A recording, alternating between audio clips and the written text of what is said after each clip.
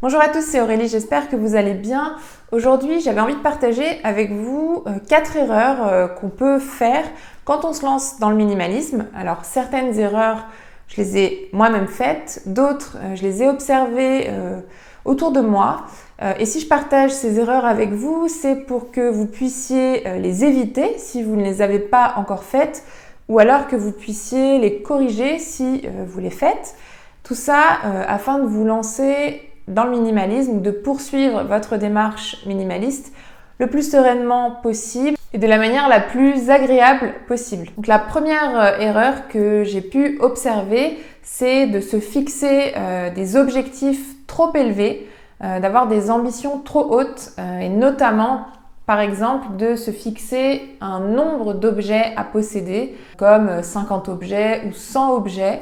Ça pour moi c'est vraiment une façon d'auto-saboter sa propre démarche parce que c'est des choses qui sont difficiles à faire et quand on se met trop de pression, quand on a des attentes trop hautes, c'est souvent plutôt décourageant et la plupart des gens qui se fixent des objectifs trop hauts abandonnent au bout d'un moment et c'est ce qui se passe dans le minimalisme aussi, c'est que quand on se fixe un objectif trop ambitieux, finalement on se décourage, on a l'impression qu'on n'y arrivera pas et on arrête. Donc moi ce que je vous conseillerais c'est de ne pas vous fixer des objectifs inatteignables, trop hauts, de vraiment avoir des attentes à votre portée, d'y aller pas à pas, petit à petit, tranquillement, à votre rythme. C'est vraiment comme ça que vous allez réussir à avancer le plus sereinement possible sur le chemin du minimalisme et que vous allez pouvoir prendre du plaisir aussi et pérenniser votre démarche. La deuxième erreur, c'est de trop se disperser et de vouloir courir plusieurs lièvres à la fois. Donc, c'est des personnes qui vont se lancer dans le minimalisme, dans le zéro déchet, dans l'écologie, le végétarisme, etc. Alors qu'en fait, ce sont des démarches qui sont indépendantes les unes des autres, qui ne sont pas forcément liées. Mais je pense que cette erreur, elle vient aussi du fait qu'il y a beaucoup de gens qui font l'amalgame, notamment entre le minimalisme et le zéro déchet. Alors qu'en fait, on n'est pas forcément obligé quand on est minimaliste d'être aussi zéro déchet et inversement. C'est vraiment une question de valeur. Si pour vous, réduire vos déchets est important, ça peut très bien s'intégrer dans une démarche minimaliste. Mais si pour vous, je sais pas moi, la cause animale est plus importante ou les valeurs familiales sont plus importantes, vous n'êtes pas obligé d'être aussi dans une démarche zéro déchet quand vous êtes minimaliste. Moi, je pense qu'on n'est pas obligé d'être parfait partout. On peut très bien être imparfait dans un domaine de notre vie et être un peu meilleur dans un autre domaine. C'est aussi important d'accepter qu'on est imparfait et qu'on ne peut pas tout faire. En tout cas, tout faire bien. Moi, je préfère faire une chose bien que 10 choses moyennes. Donc, ce que je vous conseillerais en tout cas, c'est d'éviter de trop vous disperser, de choisir vos batailles, de choisir les causes qui vous tiennent le plus à cœur et de vous y investir complètement. Donc, la troisième erreur que j'ai pu observer, c'est de vouloir convaincre les autres que notre démarche est la meilleure, de vouloir convaincre son conjoint, ses enfants, son entourage proche que le minimalisme, c'est la vie, c'est ce qu'il y a de plus important au monde.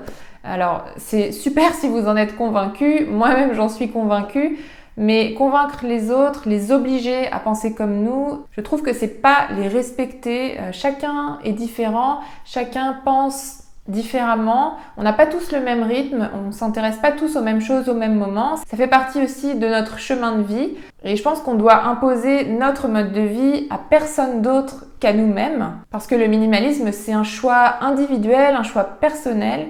La seule chose à faire pour moi c'est de montrer l'exemple, c'est de parler aux autres de tous les bienfaits que vous observez dans cette démarche, de leur montrer que vous vous sentez bien, de leur montrer que vous êtes heureux. Mais je pense que c'est important de respecter les autres et de ne pas leur imposer notre façon de penser et notre façon de voir la vie. La dernière erreur, c'est de trop se comparer aux autres, de comparer notre façon d'être minimaliste avec la façon du voisin. Alors qu'en fait, le minimalisme, c'est vraiment pas quelque chose d'universel. Il n'y a pas une seule façon d'être minimaliste. Il y en a autant qu'il y a de personnes sur cette terre. Chacun peut être minimaliste à sa façon, puisque le minimalisme, c'est vraiment revenir à l'essentiel, à ce qui est important pour nous. Donc ce qui est important pour vous ne le sera pas forcément pour votre conjoint, pour votre meilleur ami, etc. Et quand on se compare trop aux autres, on se dit qu'on est moins bien en général. Des fois on se dit qu'on est mieux, mais souvent c'est quand même l'inverse. Donc on se dit qu'on est moins bien, qu'on fait moins bien les choses, qu'on est moins minimaliste que telle personne. Et le minimalisme peut devenir une sorte de compétition. C'est presque à celui qui est le plus minimaliste.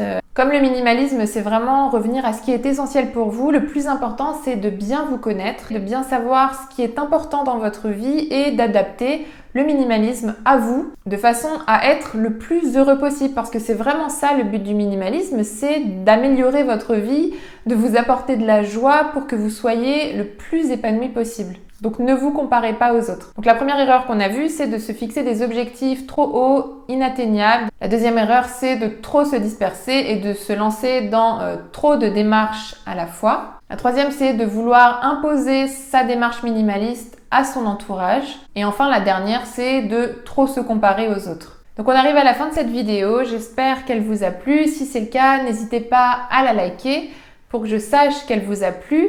Si vous vous intéressez au minimalisme, vous pouvez aussi télécharger notre guide gratuit dans lequel Yuri et moi, on vous donne nos meilleurs conseils pour simplifier votre vie. Et moi, je vous dis à très bientôt dans une prochaine vidéo. Salut!